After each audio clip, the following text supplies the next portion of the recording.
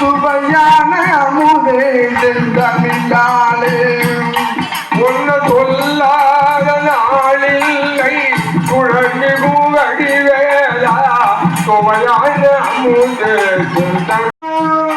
ஒன்று சொல்லாத நாளில்லை குழந்தை கூவடி சுவையான அமுதே செந்தமிழாலே கல்லாதையோவி சுவையான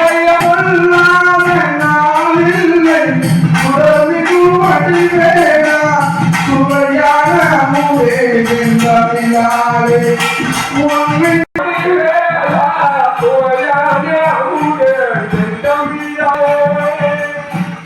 இன்பமும் துன்பமும் இணைவதில் தமிழாலை உண்மை சொல்லாத நாளில்லை படிவேலா என்பதும் என்பதும் துன்பமும்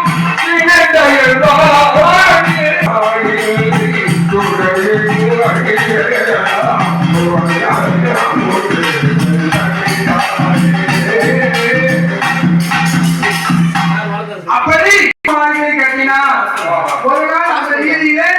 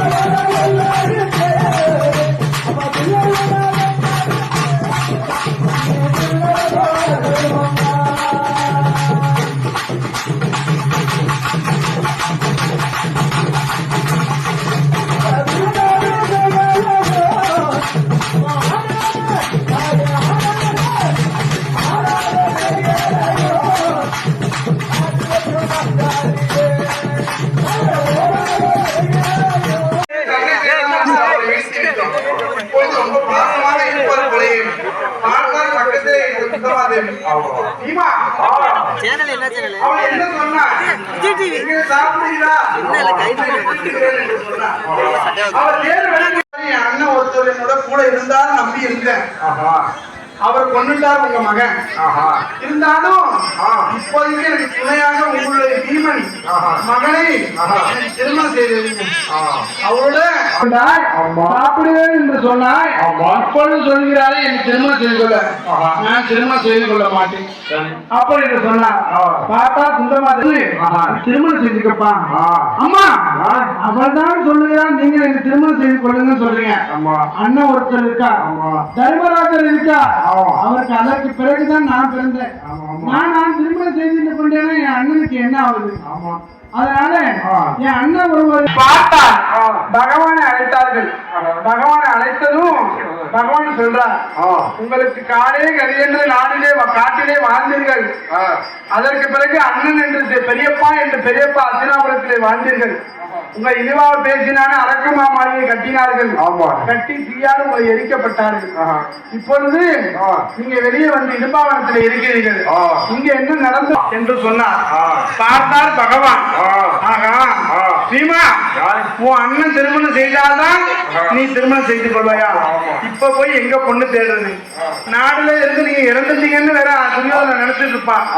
இப்போது பாண்டவர்கள் நீங்க தெரிந்தா அவர்கள் என்ன நிலையில இருக்கான்னு தெரிந்து கொள்ளலாம். அதனால நான் இப்ப போய் எங்க 56 தேசத்துல தர்மராஜருக்கு பொண்ணு கொடுங்கன்னு நான் எங்க போய் கேட்க முடியும்? பார்த்தா ஞான பண்டிதர் படைத்ததுனால சகாதேவனுடைய கூப்பிட்டு உன் அண்ணனுக்கு எந்த நாள் நட்சத்திரத்திலே பெண் இருக்கிறாள் என்று கேட்டார்.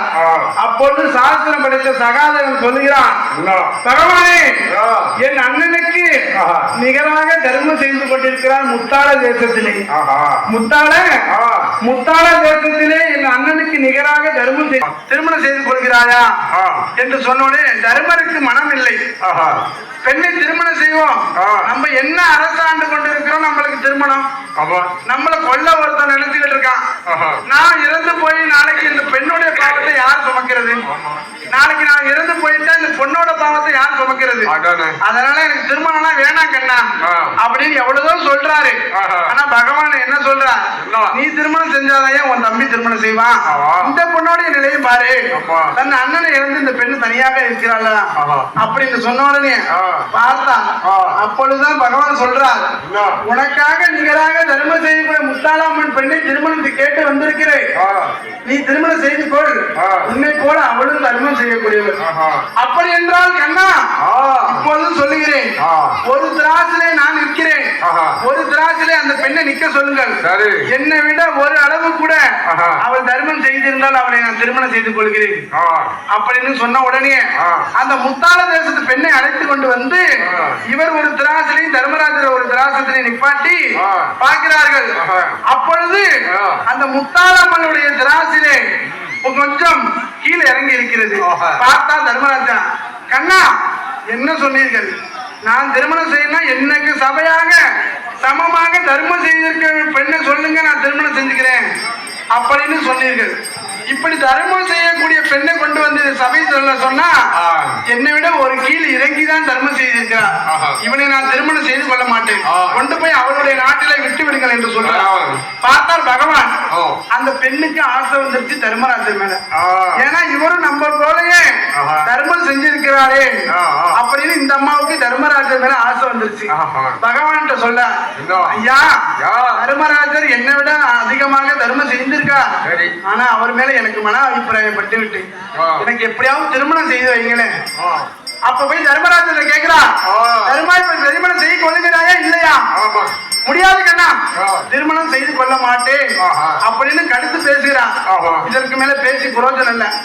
அப்படின்னா உன் தம்பியிட நான் திருமணம் செய்து கொள்ள மாட்டேன், நீ திருமணம் செஞ்சுக்கோ அப்படின்னு உன் தம்பியிட்ட சொல்லு, தம்பியை திருமணம் செஞ்சு கொள்ள சொல்லு அப்படின்னா பார்த்தார் வீவன்.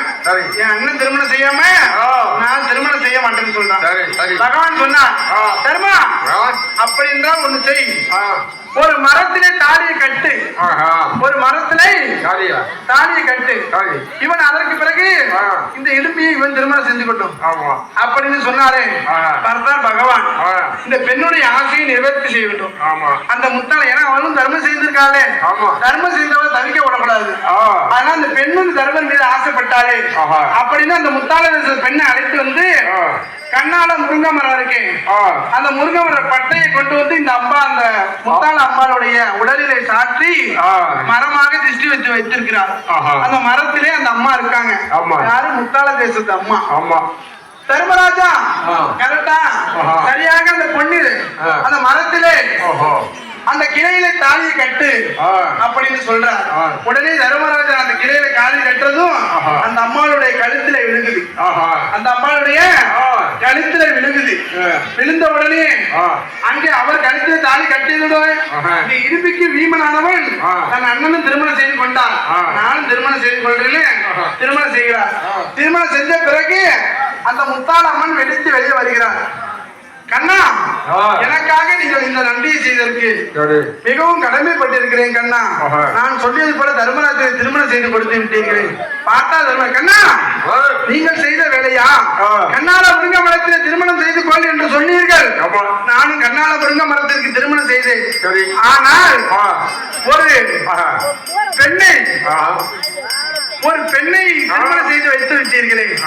பார்த்தா சுவாமி நீங்கள் நினைப்பதை போல நான் திருமணம் செய்து கொண்டேன் உங்க கூட வாழ்வேன்னு நினைக்காதீங்க. நீங்க இருந்தாலும் சரி, நீங்க எங்க சென்றாலும் சரி, இருந்தாலும் இல்லைனாலும் நான் இந்த பிறவிலாக முத்தாள தேசத்தி அரசு பெண்ணாக இருக்கிறேன். அடுத்த பிறவிலே முத்துமாரி அம்மனாக விளங்குவேன். முத்துமாரி அம்மனாக நீங்க இருந்தாலும் இல்லைனாலும் எப்பொழுதும் மஞ்சள் குளித்து பூசூடி நாளொரு வேணி பொழுதொரு வண்ணமாக என்னுடைய ஆலயம் திறக்கும். அதுதான் முத்துமாரி அம்மன். முத்துமாரி அம்மனை கண்ணால மருங்க மரத்தில் திருமணம் செய்தவர் தர்மராஜ்.